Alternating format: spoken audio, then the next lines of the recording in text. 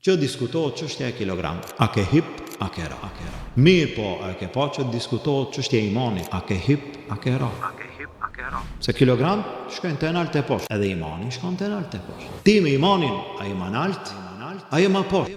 Dhe tash nëse ja ma nalt, unë pak kam shtu, çka du të me bo tash? Tash unë kam i marrë krejt se vepet, pa tjetër me ra se u bo pak si shumë. Ka në imanit, a bo ndonjëherë pak si shumë? A u bo pak si shumë?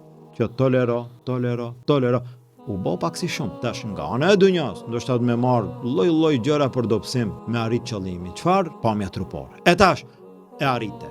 Dhe e keqja është kur kjo arritje pastaj shfaqet. Dhe dalin publik, se arrite dhe je privat, për burin tënd, ose për vetveten, familjen tënde, është diçka tjetër. Mirë po, tash e ke arrit, dhe çka do me bo tash? Dhe me pa krejt se shikoje. Tash me këtë trup që ti ke investu, je mundu, ke arrit, ndoshta s'ke arrit as ndonjë shkollë, as ndonjë studim, as ndonjë të arritur të dunjas, as qëllim, mos flasim qëllim të ahiretit, çka ke arrit, pa mje mu duk. Mirë, e arrite. Tash shka? Tash me shfaq në publik. Dhe njerëz do ta shohin. Sa sy e shohin, a gjunahak. Dhe kjo është e rrezikshme. Përpara një femër, edhe nëse ka dalë në lakuricinë e saj, sa njerëz kanë mujt me pa. Për shembull, ka dalë në rrugë, prej një vendi një vend tjetër, e lakuricuar, si në këtë stilin tash, zbuluar, del prej një vendi një vend tjetër, sa sy e shohin? Pak. Sot, sa sy e shohin? Rrjete sociale. Sot e shohin, ka mundësi që një video thjesht e dobët, një video e kot që del dikush ban disa lëvizje tonës trupore, fizike, për të reklamuar, për të treguar krejtve, a pe shihni, mund ta shohin 1 milion vetë.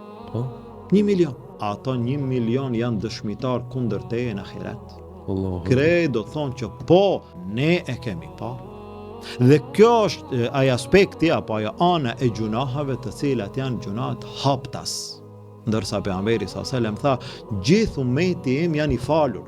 Allahu ja fal kur sheft. Është e mbyllur, ka gabu, këti Allah mundet me ja fal. Pse se këti s'paku i ka ardhur marrë, nuk ka dalme, me ndiku edhe të tjerët që ta bëjnë gjunahun ati. Tha gjithë ummeti im janë të falur. Illa përveç, janë një grup që Allah nuk ja fal. Kush janë këta?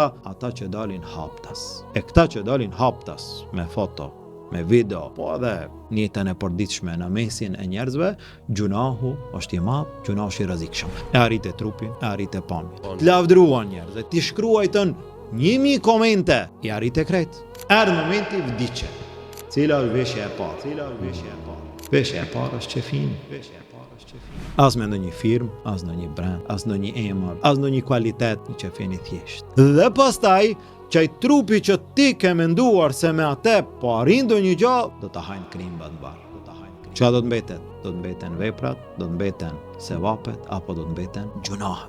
Andaj ne me këtë mesazh kemi dashur që t'ju themi, ki kujdes, se ma trup që ti ban reklam, kjo është fundi. A trup mbuloje, për hir të Allahut azza wa jall, jo për njerëzit, jo për që flasim ne mund flasim, mund mos flasim, nuk ka, për hir të Allahut azza wa jall, mbuloje atë trup, mbuloje atë pamje, atë bukuri, atë çdo gjë që ta ka dhënë Allahu, ruaje për atë që i takon, atij që i takon, dhe jo çdo kujt tjetër. Një ditë njeriu do të pendohet për gjitha këto gjuna që i ka shkaktuar dhe në fund e sheh që nuk ka fituar asgjë. Përveç se gjuna ndaj Allahut, hidhrim ndaj Allahut dhe në fund dënimin Allahut, Allahu na ruaj. Me atë trup që ti sot po bën reklam, nesër atë në varr krimbe do të hanë, nesër do të kalësh, do të bësh dhe e mirë atij që nuk e praktikon këtë fe. Se edhe nëse sot ti nuk e do shamin, dije se nesër do të mbulohesh me qefin. Se di pse kam një parandin që pasi ta dëgjojnë këtë këshill nga zemra që e dhove ti, shumë vajza të cilët janë ekspozuar, do ta praktikojnë, do të mbulohen inshallah.